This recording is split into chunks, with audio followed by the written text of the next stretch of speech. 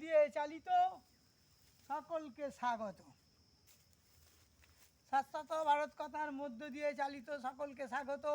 মনের কথা এই সময় বিষয় ভারতের জাতীয় ফুল পদ্ম। পদ্ম নিয়ে আমি বলছি।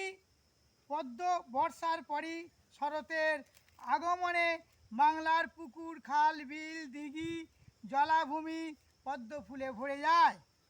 ভারতের প্রায় সর্বত্রই জন্মায়, এমনকি ভূস্বর্গ কাশ্মীর উপত্যকায় ঝিলাম ও জিলাহ্রদে পদ্মের দেখা মেলে। পদ্ম বর্ষজীবী জলজ উদ্ভিদ। শেকড় ও কন্দ জলের নিচে পাঁকে ডুবে থাকে, পাতা জলের উপর ভাসে এবং লাল সমেত পাতা ফুলের মতো উপরে উঠে থাকে। পদ্ম ফুল সাদা ও লাল রঙের দেখা যায়। অনেক সময় নীল শালুক ফুলকে নীল পদ্ম বলে নির্দেশ করা হয়, কিন্তু আসলে এটি পদ্ম ফুল নয়। রামায়ণে বর্ণিত শ্রীরামচন্দ্র দেবীকে যে নীলপদ্ম অঞ্জলি দিয়েছিলেন তা এখনও দৃষ্টিগোচর হয়নি। শালুক ও পদ্ম একই ফ্যামিলি, নিমফিয়াসিভুক্ত, একই পরিবারভুক্ত জলজ উদ্ভিদ। শালুকের বৈজ্ঞানিক নাম হচ্ছে নিমফিয়া নাউচালি, ইংরেজি নাম ওয়াটার লিলি।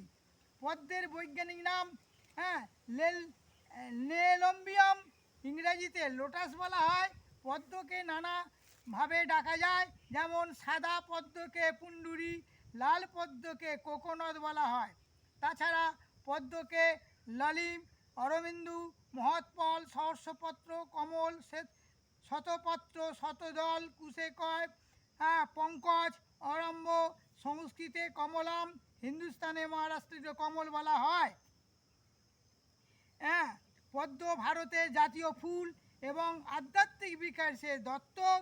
ধর্মীয় সংস্কৃতি চিন্তার পদ্মফুল একটি দেশ ও সমাজের বিশেষ প্রতীক হতে পারে।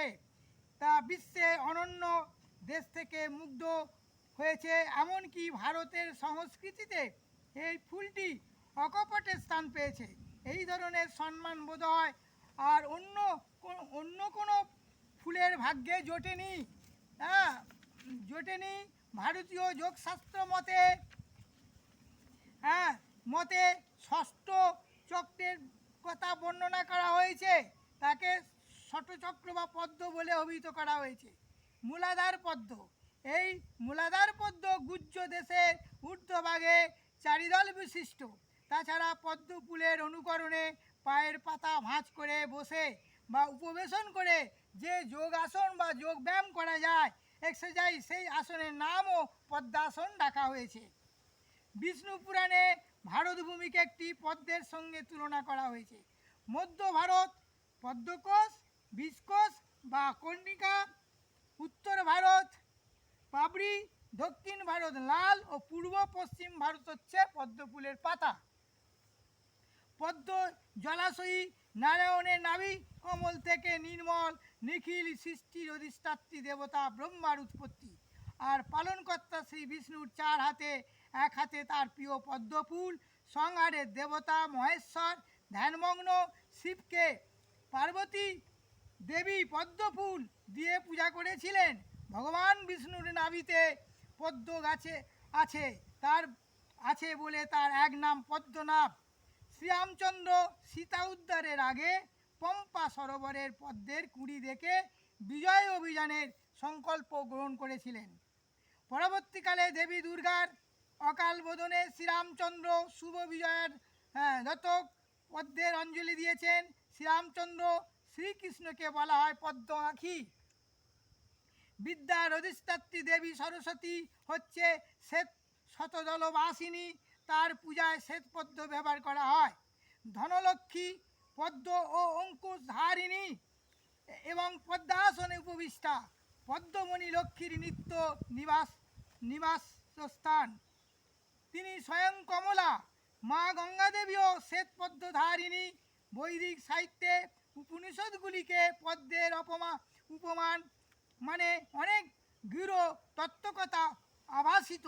ভগবান বুদ্ধ সুদাস নামে এক ভক্তের নিবেদন করা পদ্মে অঞ্জলিকে অলৌকিকভাবে ধর্মচক্র রূপায়িত করেন এবং তার মাথায় পিছনে পদ্মের পাপড়িযুক্ত চক্রকে রক্ষা করেন।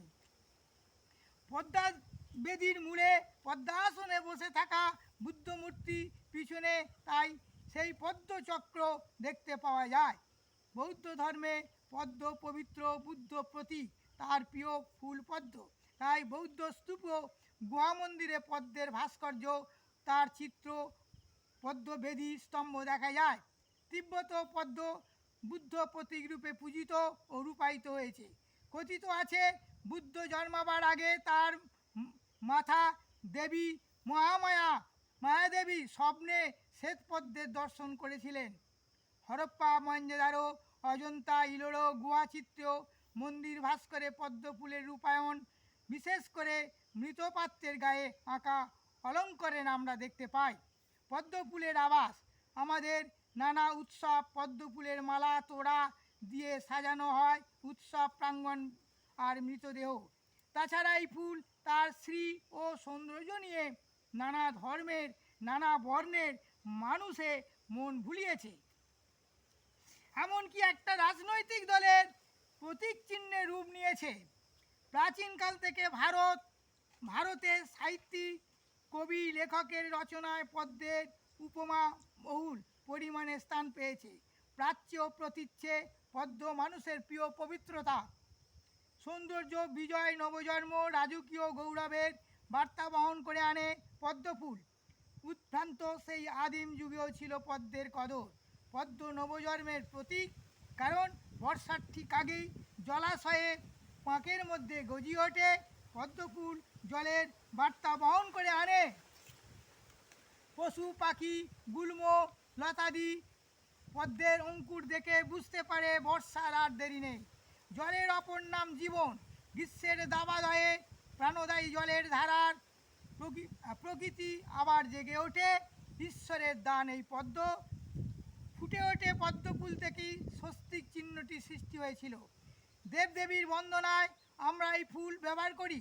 পূর্ণ গর্ভবতী গর্ভস্থ শিশুকে তুলনা করা হয়েছে অপুষ্টিত পুষ্টি পদ্মের সঙ্গে। হ্যাঁ, স্পষ্ট। এমনকি পদ্ম শোভিত পুষ্করিণীর জল ব্যবহার করা হয় ত্বক এবং পরিচর্যার কাজে। তাছাড়া পদ্মের গুণ শীতবীর্য, বর্ণপ্রসাদক ও মধুর রস, রক্তজ রোগ, কফ, দাহ, সোম, পিত্ত, পিপাসা নাশ করে। মূত্রকিচ্ছ, অশ্ব প্রভৃতি পদ্মমধু শীতবীর্যে ত্রিদোষ নাশ করে। সর্বপ্রকার চোখের রোগে পদ্মমধু ব্যবহার করলে চোখ ভালো থাকে। হ্যাঁ, রক্ত বন্ধ করে, বিভিন্ন জায়গা থেকে গর্ভে স্থাপন করে। দার্শনিক দিক থেকে পদ্মফুলকে বহুভাবে ব্যাখ্যা করা হয়েছে। এমনকি দার্শনিকরা তাকে অনেক উঁচু স্তরে স্থাপন করেছেন। তারা মনে করতেন একটি পদ্মের জীবনচক্র দিয়ে একটি মানুষ কিভাবে দেবত্ব লাভ করতে পারে তার সহজ ব্যাখ্যা করেছেন। যেমন পদ্ম জন্মায় পাঁকে, পাঁকের নিচে থেকে সে ধীরে ধীরে উপড়ে ওঠে। যত সে উপড়ে উঠতে থাকে তত সে সূর্যের কিরণ পায়। মানুষও ঠিক এইভাবে সব পাঁক থেকে উঠতে থাকে। তারপর পদ্ম পাতার যতই জল লাগুক না কেন তা পাতার গায়ে লাগে না। ঠিক তেমনিভাবেই মানুষকে সমাজের মধ্যে থেকেও কালিকা মুক্ত করতে পারে হতে হবে মানুষকে। পদ্মের পাঁক মানুষের অজ্ঞতা এবং পদ্মের পুষ্পকে বলা হয় জ্ঞান, যা মানুষকে দেয় চেতনা। পদ্মের মূল, লাল পত্র ও ফুল এই সমস্ত অংশ সংযুক্ত থাকে। পদ্মকে পণ্ডিতগণ পদ্মিনী, বিশিনী, ললিনী ও কমলিনী প্রভৃতি নামকরণ করেছেন।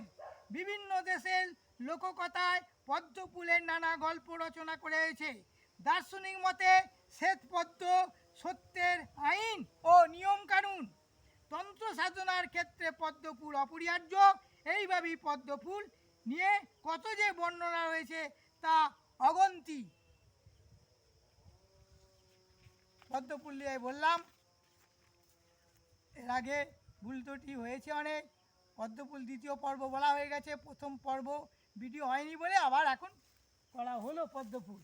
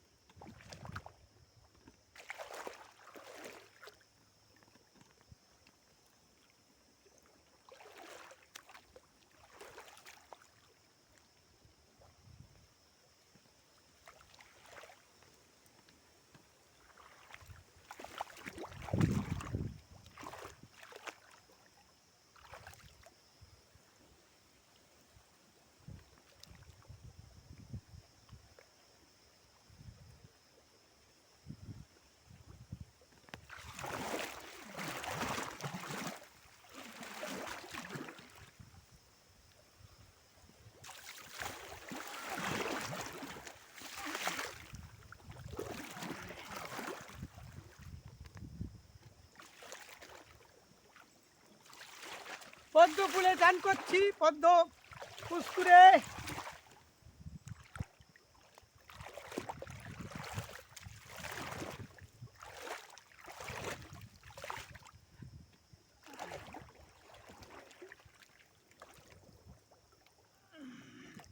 বাবা রে, সালা ভগবান সব দিচ্ছে গো।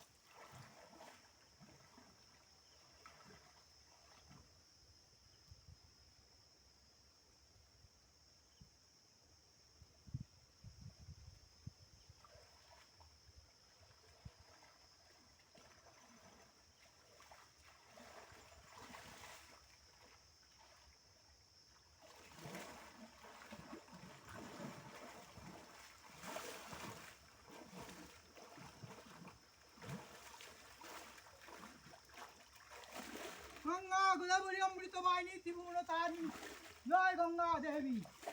স্নান হয়ে গেল, ভোর 4টা এখন করলো। জয় ঠাকুর।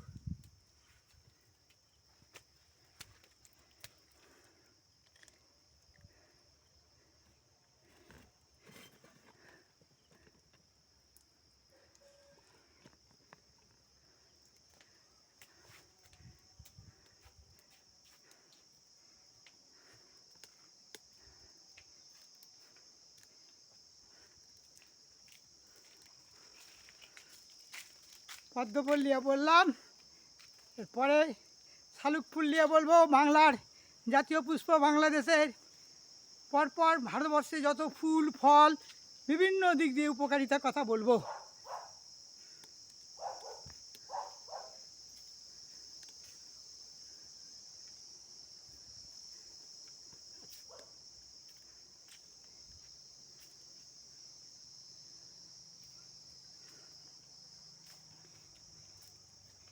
সূর্য প্রণাম।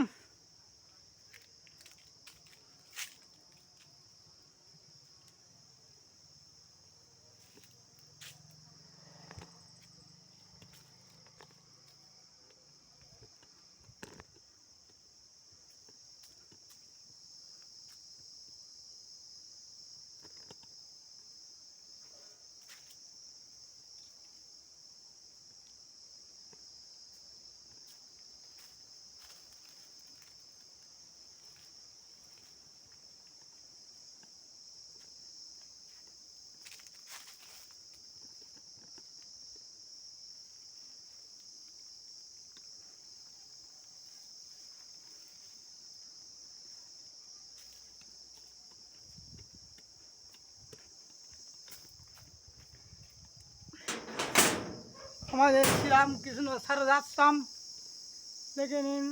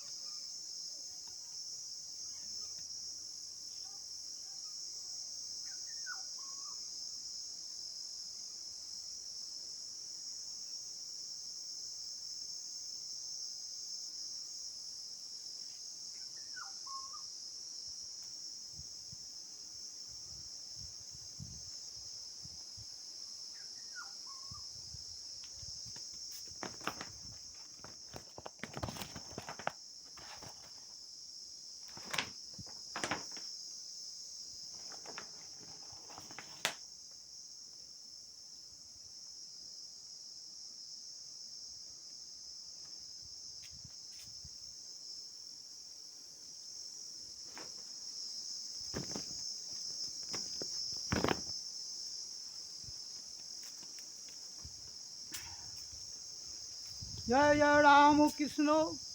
আমাদের মেন সদর গেট।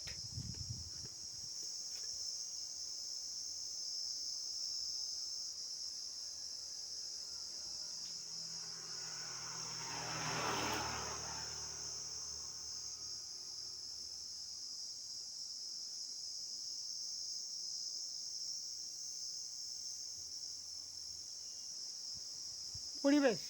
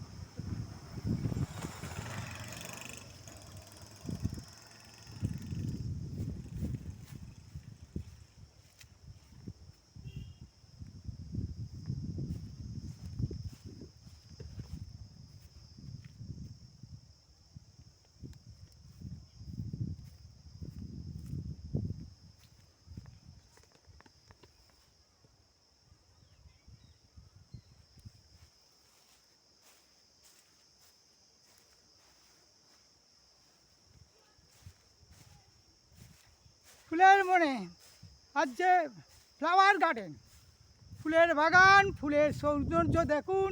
ভিঙ্গরাজ ফুল, এখানে সব ভিঙ্গরাজ ভিঙ্গরাজ ভিঙ্গরাজ ফুল ফুটেছে। ফুলেরই ফুটেছে।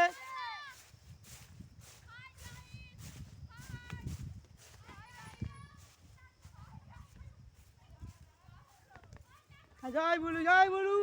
এই সব ফুল ফুটেছে, সব দেখো আমাদের বাগানে বিভিন্ন ধরনের ফুল দেখা যাচ্ছে।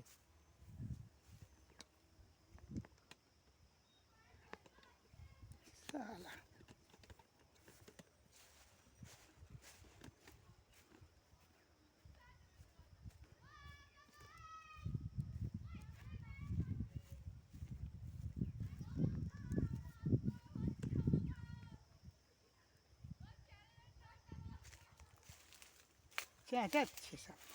জয় গুরু। গাছপালা দেখুন, বিভিন্ন ধরনের ফুল গাছ, সমস্ত কিছু গাছ আছে দেখেন।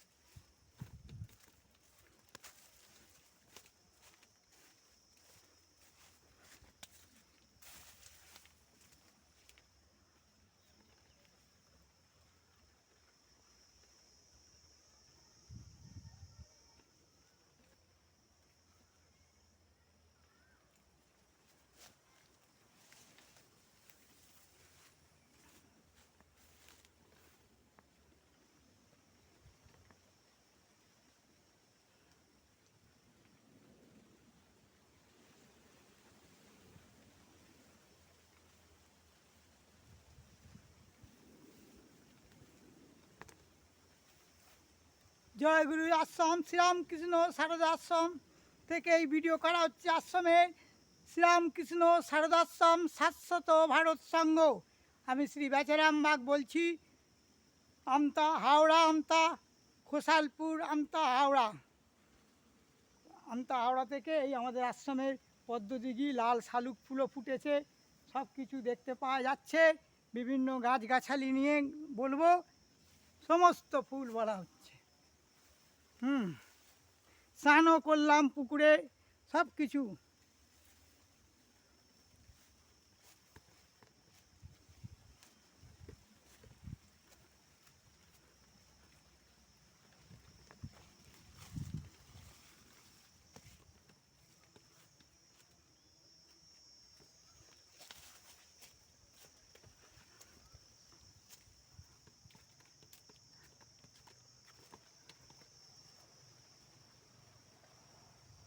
পাগল গাছ ম্যাটটি, টেরেকোটা এলাটা গাছ।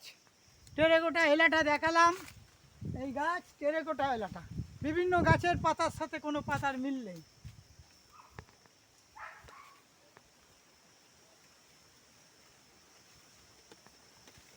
দারুচিনি গাছ, লাউ গাছ,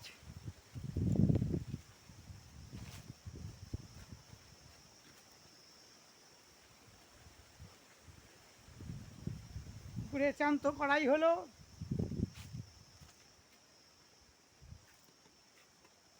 আম গাছ ছাতে, বাগানে সব দেখা যাবে।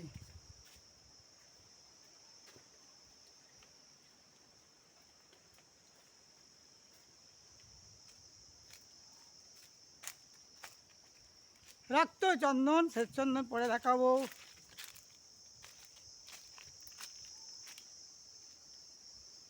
কৃষ্ণবট, ফাইকাস কৃষ্ণা বৈজ্ঞানিক নাম। এই কৃষ্ণবট মাকম চুরি করে রেখেছিলেন, রাখতেন মাকম। তমাল গাছ, কৃষ্ণ দুটো গাছের ওপর লীলা করেছেন। কেলি কদম সারা বছরই কদম ফুল হয়, আর আমি একটু দেখাচ্ছি। তমাল গাছ, তমালীয় তমাল গাছ। তমাল গাছটা বড় জঙ্গল হয়ে গেছে, কি করে দেখাই। তমাল গাছ, তমাল গাছ দেখা যাচ্ছে না, পরে দেখা যাবে, সব গাছ মরে যাচ্ছে সব। ছাতে যাই, তমাল ইয়া তমাল।